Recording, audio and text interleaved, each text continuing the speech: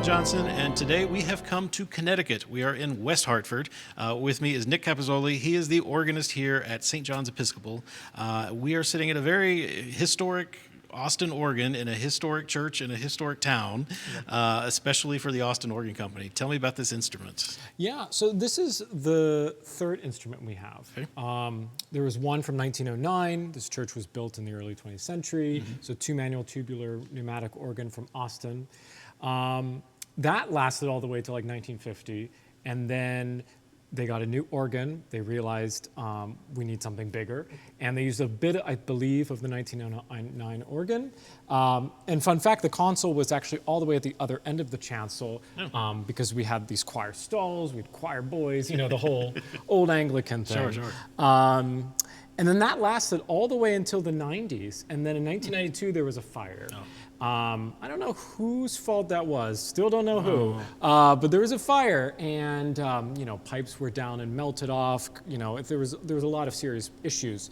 And so in 1995, they were finally able to refurbish the instrument with a little bit of the previous organ, but basically a total rebuild. And that was thanks to the then organist Ralph Valentine, and he designed this whole instrument, and so that lasted, 1995 until now. Okay. A few minor additions. 2020, we got some more memory levels and a piston sequencer. Pretty much all has stayed the same. So it's three manuals here, but there's also another division, an antiphonal, which I'll definitely feature. And that was actually put in, I believe, in the 70s. And with the old organ, Ralph wanted a bit more sound, especially for the congregation, because you know the pipes are just right here. It can be hard to really get out and support the singing. That he added the antiphonal, and then that stayed through the rebuild as well. So that survived the fire? A bit of it did, apparently, yeah. But I think there's pictures, but the whole roof was out, and you know. Maybe some of it did, maybe some of it didn't. Yeah. That was added after, not in the 1920s, so. No, okay. You're right. So it's basically a 1990s Austin, but it's got some old things here and there sprinkled through. And stop-wise, you look at the names, it looks very French, but it's pretty American classic in its conception. And you know, I think it really does liturgical music well, which is the whole point of it. We're an Episcopal Church, so we need to be able to do anthems, psalms, and hymns. And you'll see, if you look at the stop list, that it's pretty eclectic. We have lots of foundations to choose from, which I really appreciate. I can show you later on the grate. Lots of foundations to really support singing, which I really like. So. Besides the antiphonal in the back, how is the organ laid out up here in the chancel? So we have swell and positive, and then grand organ and pedal. And there's a bit of pipes, if you see the facade pipes in the transept. And I believe that's one of these 8-foot foundations. Okay. And that just really helps, it speak into the room. And both the positive and the réci are expressive here. They are so expressive. You can close down everything. That's very nice to have. Exactly. So let's start here in the grand org. And yeah, just tell me about the 8-foots. We have all these foundations in here. Yeah, so we have various 8-foots. Here's a flute harmonique.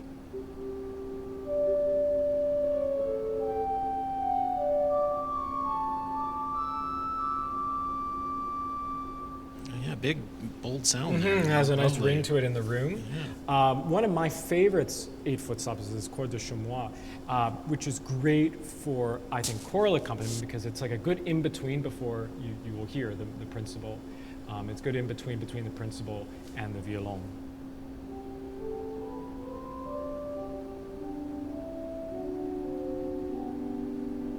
Yeah, it's kind of string, kind of a principal. Exactly, very mild. This is more stringy.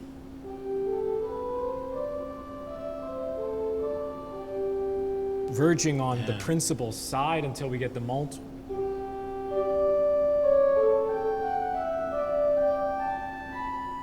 And that sounds like it's out here in the room with us.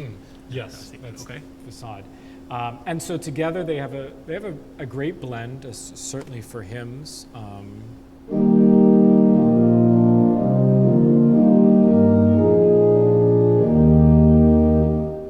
I would almost believe there's a 4-foot on in there. It's enough brightness and enough carrying that sound, but it's just all your foundations. That's lovely. Okay. Nice 4-foot flute. I honestly like to use this a lot, just as a solo with improv.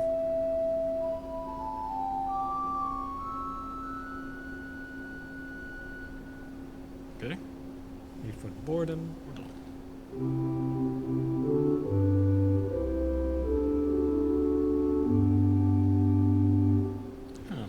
And we can build a cornet here. So 8 foot, 4 foot, 2 2/3, 1 3/5.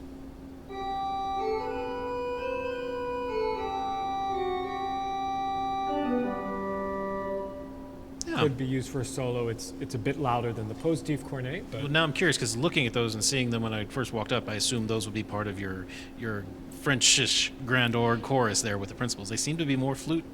they are fluty. Okay. Can you add them to the chorus and get I some use extra them. color? Yes, I definitely use them in chorus, which I can. Now Well, let's show in talk about the chorus. principal chorus then. Malt.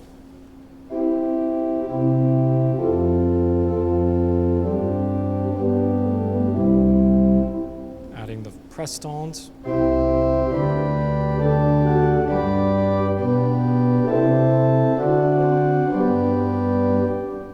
2 foot.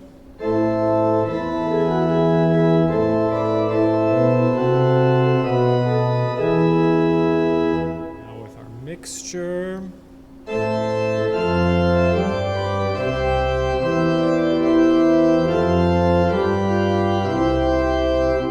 And if you want to play Bach or Buxtehude, there's a nice silveriness to it when you add the mutations with it. So certainly for Bach and for all those early composers, it's really nice.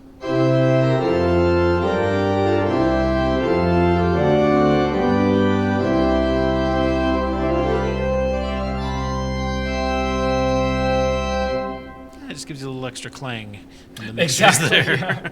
Okay. And a bombard, which is a bit more rounded, so it doesn't have that French bite, but it's well rounded for using with the principals, but also perhaps as a solo.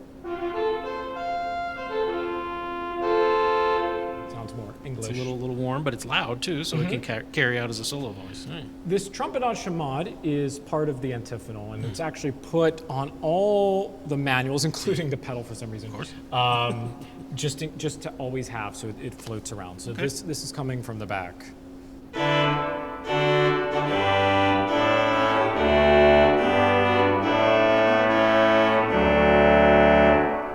Nice bright fiery sound. Exactly. So for him playing, it's very nice. Okay. And then you also have some chimes in here. Where we do have the cloche.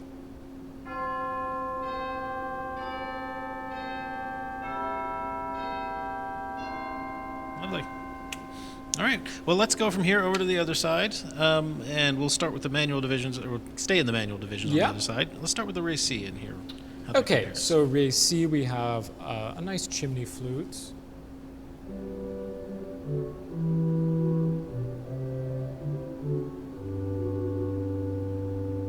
Add the 4-foot flute.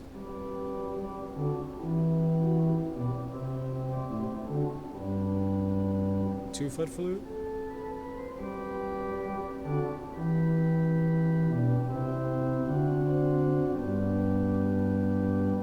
So really well. those flutes then are complemented by 8, 4, and 2 principals as wow. well. So Of course. 4 foot now.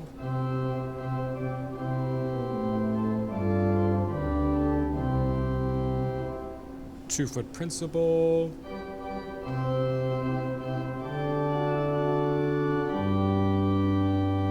We can finish off with the plan jeu mixture.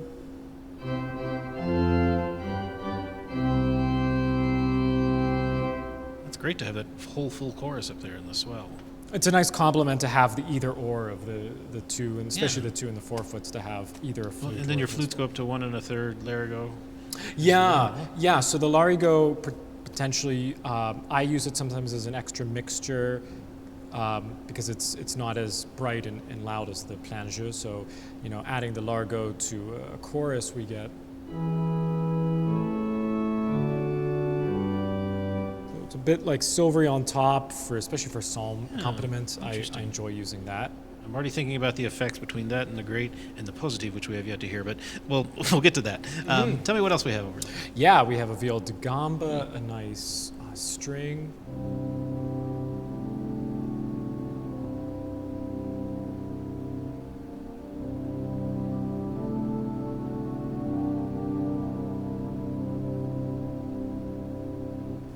a voix humaine with its own tremulant. Okay, I nice. haven't seen this before, but the voix humaine doesn't, its tremulant doesn't work if you use the regular tremulant. You have to use the voix Interesting. humaine tremulant.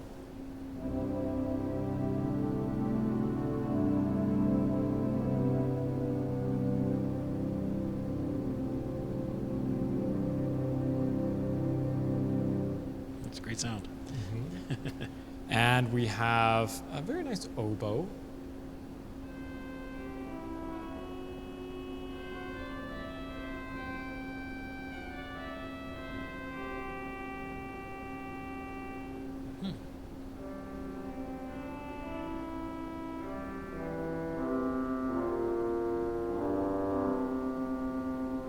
It's extended to 16 as a bassoon. And the trumpet.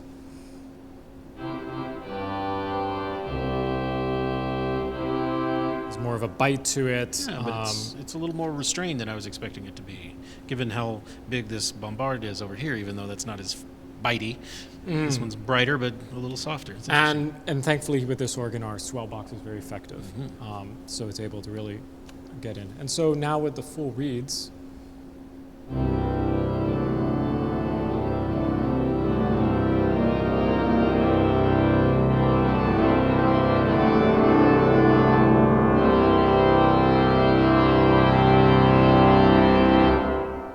It's very effective. That 16 is surprisingly heavy in the foundations toward the bottom. For being an oboe as it continues up, so I like that. It's great. exactly. And again, the chamade there in over there. case we, also it's just nice to have these are used, these super and sub couplers are actually as stops in this organ. So it's actually nice to just be able to reach over Yeah. and sub or super if you need to. Need a little more. All right.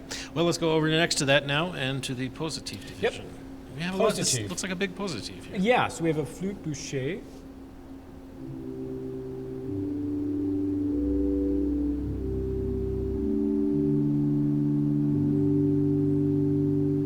And that's rivaled by the flute douce, which is the softest.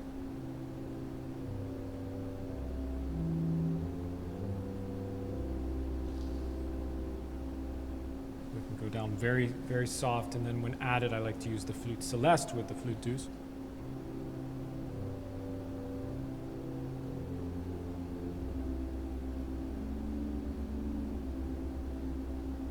A great liturgical stop. Exactly, so for all that communion noodling. So then the flute boucher with the 4-foot flute.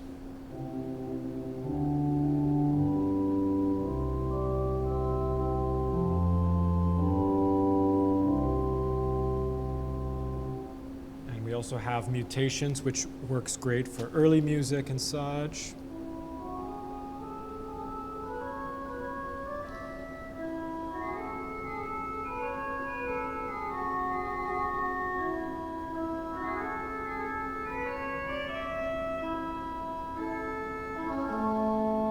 So now we have a whole cornet here. Of course, with a 1-foot, which I never use. I don't know when to use that, but of course, potentially for bright solos, perhaps.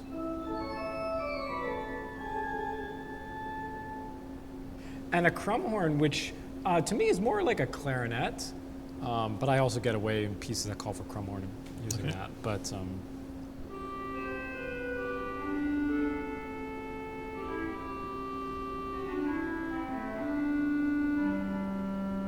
It's a big round French crumhorn, so you can kind of get away with it like that. Okay, yeah. very good.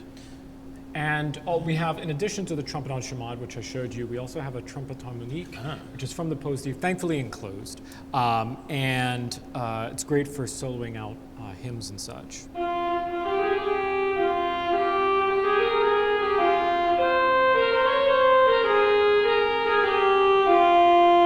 So it's huge. Surprisingly loud. Can get very big, and honestly, with a lot of hymns, I actually go down the octave and has, I think, a nice range here.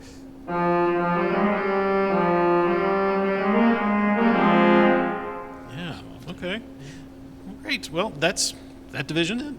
Let's Also, of can't course. forget the Gotta have simple most, stern. most important thing there. And clochettes, yeah. All right. I'm curious though. Before we leave this side, I want to hear your cornet, your flute cornet there of positive compared to your grand orgue positive, Yeah. or your cornet, just to hear how they can echo each other or complement each other.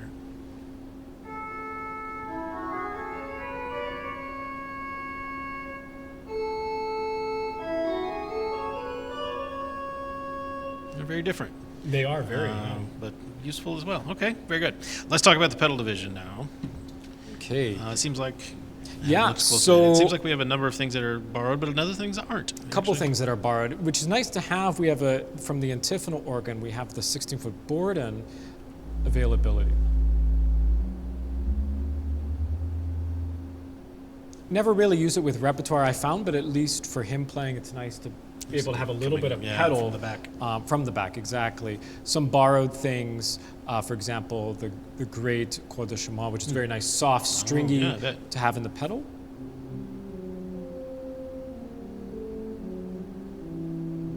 To add a little definition to some of the darker 16s, I assume. And a bigger 8-foot flute.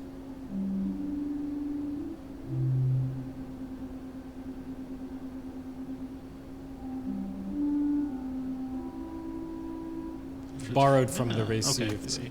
of that. A nice purring sous-bass.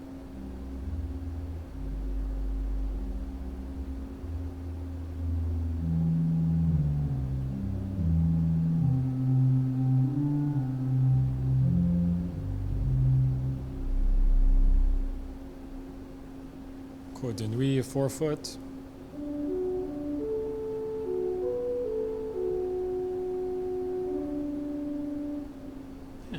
Something that I often don't see in organs that I haven't played a lot is a 10 2/3, which can be a nice like fake 32 sound. Is that a real independent 10 2/3? So no, this is borrowed from the Okay. Récit, from probably the Nazard, and so.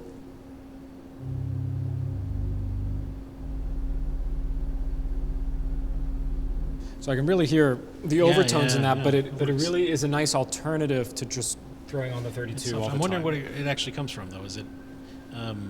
It sounds like it might be the Borden duo and the Récit, just comparing. I think you're right. Okay. That would make sense. That's what I would do. Yeah. If somebody told me to borrow a 10 2/3, is Yeah. take the softest one in the swell. That's a 16.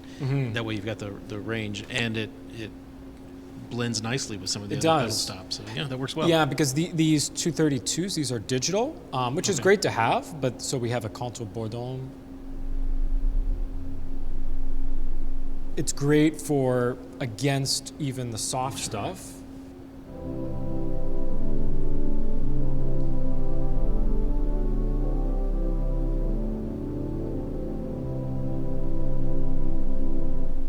And we have a 32 flute duvet, which is a lot bigger.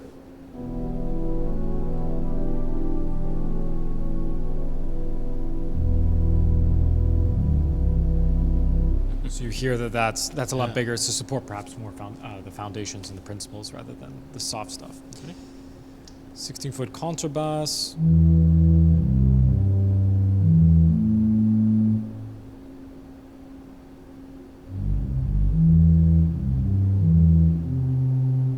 This one's very boomy. I would use Yeah. this more for him playing rather than, let's say, Bach pedaling. I'm guessing that's made out of wood, but I'm not sure. I'll have to see. Probably I would have to see. Yeah, yeah. Probably would. This is borrowed, this violon from the great, so we've heard that. 8-foot octave.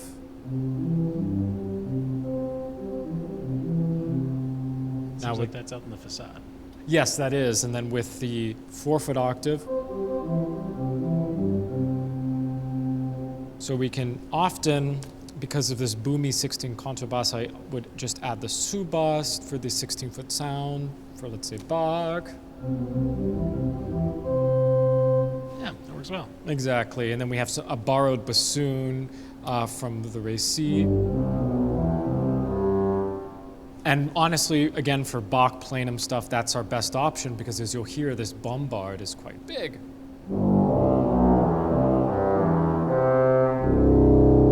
See what you mean? Yeah, it's a little overwhelming, but Exactly. a good sound when you want it. For French, for the French anche, really, that's really great. So then the 16-foot bombard, 8-foot bombard, and now this 32.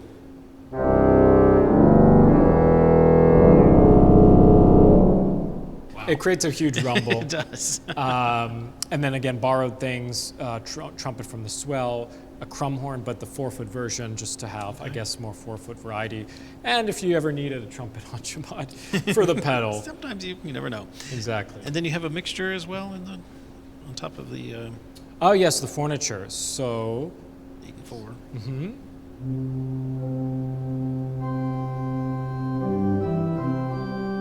it's not so overwhelming. Do well with those. All right, well, we have one more, and that is our antiphonal division over here. So with all of these antiphonals, you need to actually put it somewhere. It's not its own Okay, so it's manual. floating. So it's floating, exactly. So you antiphonal, let's say on the grate. Put it anywhere, though.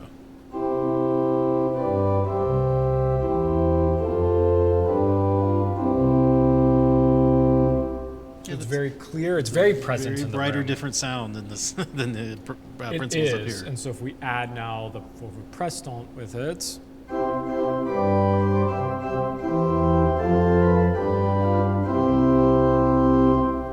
we don't have a 2-foot principal, but we have a 2-foot flute, potentially for hymns could be nice.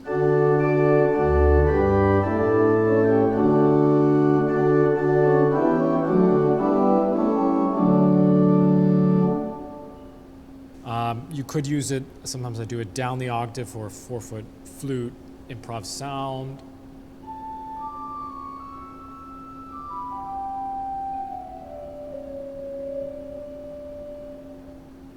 And so with 8/4/2 and mixture, we can get a whole plenum in the back.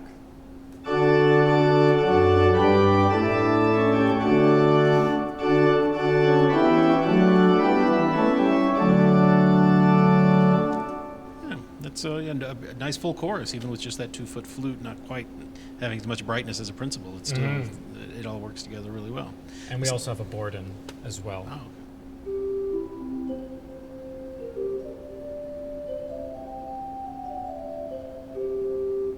So here's a bit of chiff there, Indeed. so it can be nice for some early Is music. that the same Borden that then shows up in the pedal? Does it continue down to 16 that way? Here, I really haven't sat to listen to how it works.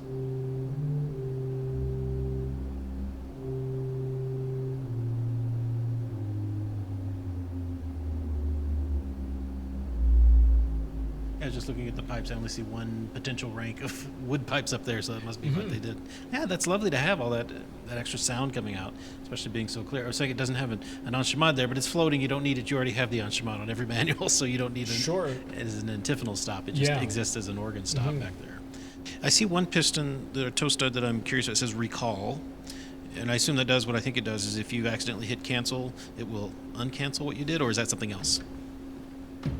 No, it No, doesn't something do else. that. So if you accidentally go to another piston, like shoot, I accidentally hit next and I shouldn't have done that, you can just hit recall and it'll go back to the previous piston. So it's just a back button. Exactly, it's okay. essentially back. Some have a restore piston that will actually just say, whatever you just did, I'm going to undo it. It doesn't matter if you hit something else. And it's somebody asked me one time how often I used the one I had, and it was like I used it all the time because I'm always hitting the cancel and went, oh, I forgot to set the stops. Yeah. Anyway, but yeah, so many great colors here. I can't wait to hear more of it.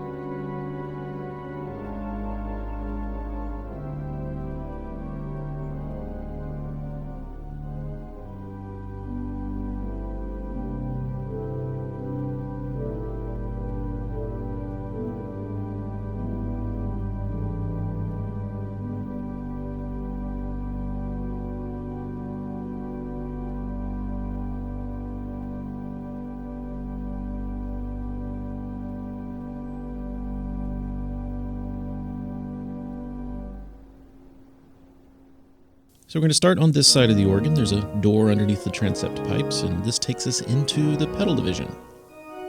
You can see these are Austin Universal chests. Our open diapason is along the back wall, and those pipes appear to be old.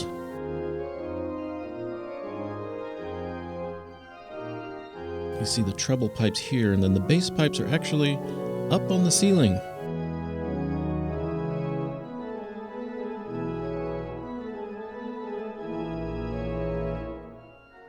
The upper work for the pedal is over here on this chest.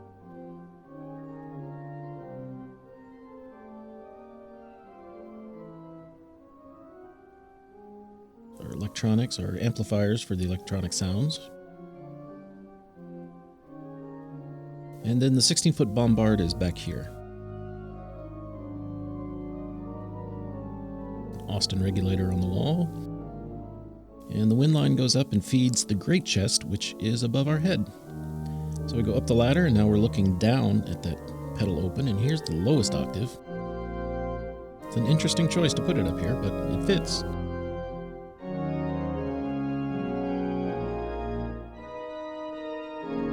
And we see the opening for the organ and the great pipes here. And there's a walkboard that gives you access to them, but there's not a ladder to get up to the walkboard, so wasn't quite ready to make the acrobatic leap to get up there, so this is as close as we can get to the grate. There are also speakers here for our electronic stops. And the wind chest and tubing for the transept facade pipes.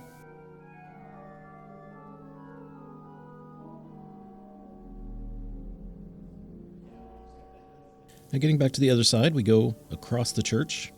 We actually leave the church, go into a hallway, and a stairwell up to the second floor.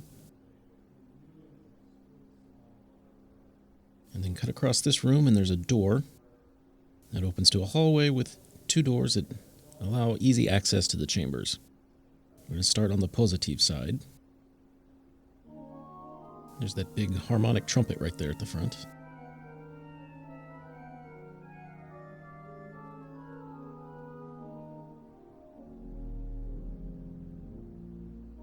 And some of these pipes definitely look like they could be older than the 90s. It's hard to say for sure. Clarinet and the carillon mixture out there in the front.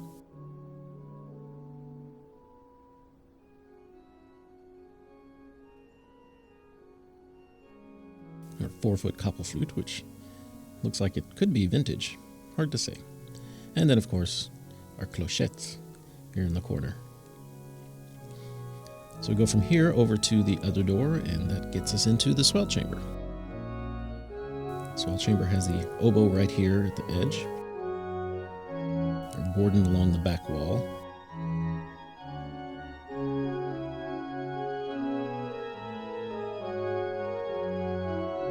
And these pipes definitely look old.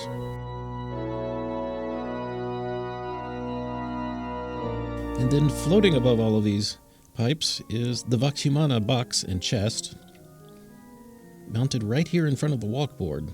So I'm not actually sure how one is supposed to get through, either very gingerly or by removing some pipes. I suppose if you're tuning, you can always retune the ones you moved on the way out, but I wasn't willing to deal with that, so we'll just have to stretch the camera in and get a good look as we can at the swell pipes. Everything's very compact and well laid out, but just not sure how a human gets in there. The antiphonal division requires a ladder, and we did not have one this afternoon, so this is as close as we can get to that division.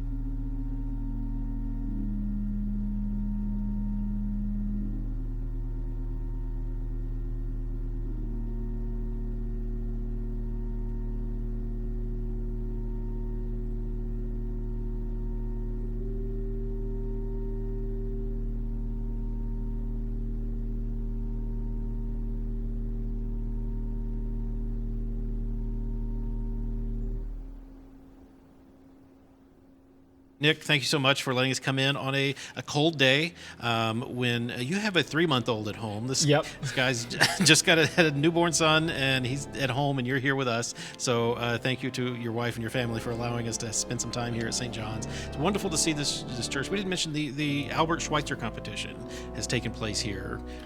It has in the past in various editions. Now it's at Trinity College. Yeah, that this organ holds, that history. And we didn't ever say this. This was John Austin's family church. Yes. The Austin Organ Company. So this was, at least what was here before, was his signature on it, I'm sure.